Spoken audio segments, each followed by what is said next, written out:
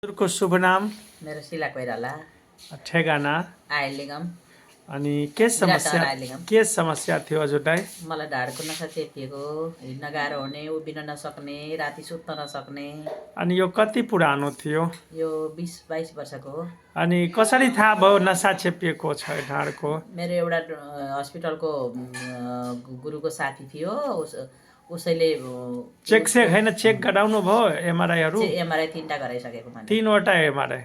अनि म यो 20-22 वर्षदेखि पुरानो थियो अनि गाह्रो समस्याहरू थियो सुत्दा उठ्दा बस्दा।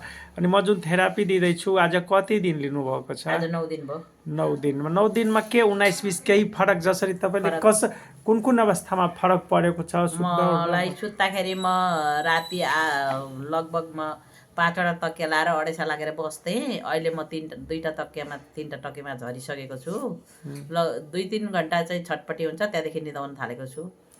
अनि कोल्टे सोल्टे हुँदा उठ्दा के सहज उठेर बसेर म फर्किन्थेँ। अहिले कोसिस गर्दैछु फर्किन पल्टिन थाल्न सकेको छु।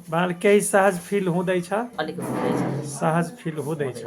हजुर यो थेरापीको त डोज चल्दैछ, तर यो 9 दिनमा हजुरलाई चाहिँ फरक 9 दिन अलिकति फरक आयो। 9 दिनको थेरापीको फरकबाट सन्तुष्ट हुनुहुन्छ?